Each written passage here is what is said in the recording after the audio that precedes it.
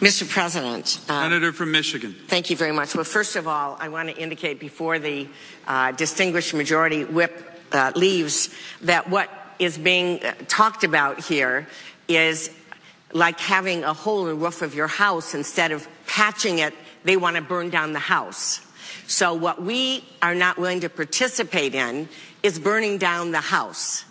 We are more than happy, and in fact have proposals and are anxious to work with the majority care, not rip it apart, not take tens of millions of people's health care away, but improve it. And before asking a question of the majority whip, I also want to indicate for all those listening, we have the bill. We can actually read pretty quickly, and it has been out.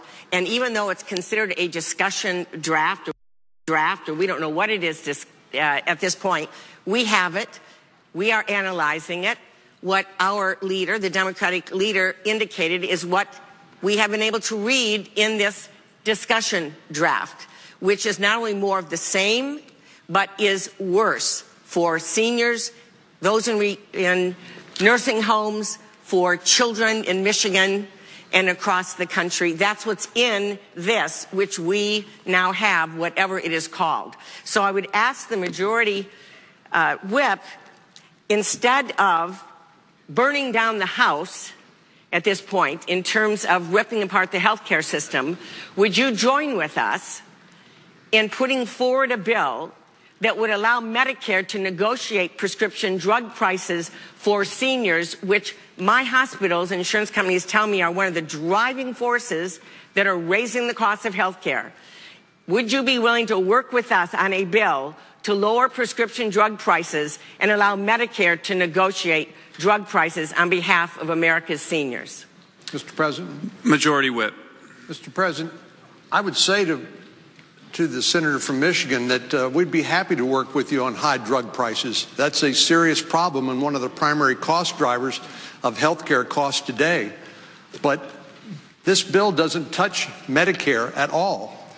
And so we leave intact the health care for seniors, and it's not touched by this at all. But when the time comes for us to deal with Medicare, I think that's a debate we should have, and we would welcome.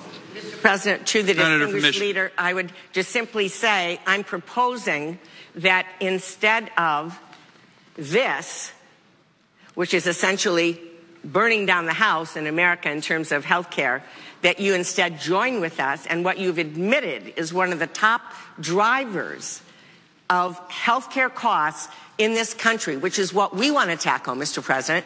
We want to bring down the costs. We want to bring down the cost of prescription drugs, out-of-pocket costs for everyone whose copays and premiums are too high. That we want to do, taking away nursing home care, taking away the ability for a parent to take their child to the doctor, or someone with cancer to get the treatment they need, or a small business owner to be blocked from getting health care because of a pre-existing condition.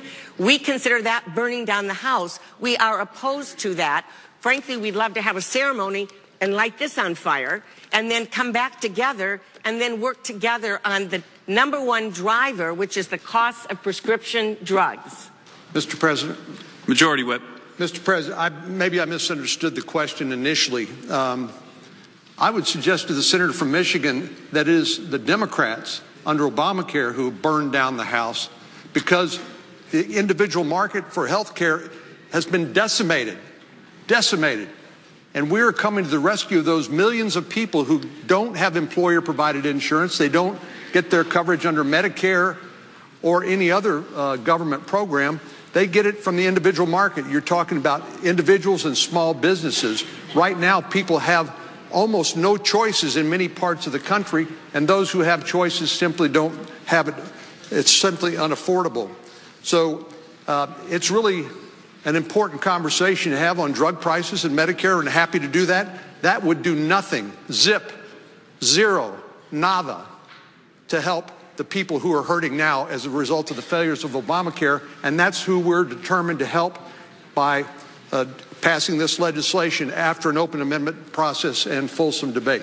Mr. President, just in conclusion, I'd like to make one other comment, and that is for the people in Michigan who are purchasing on the private exchange, over half of which are able to get a policy today for their families for less than $100. I would say they would have a different perspective.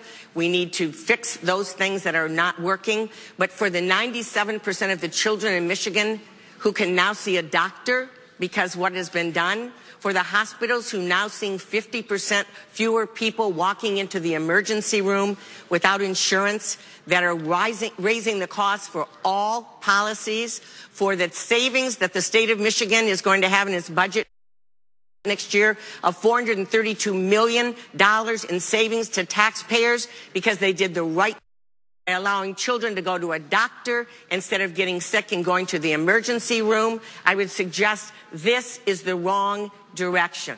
Thank you.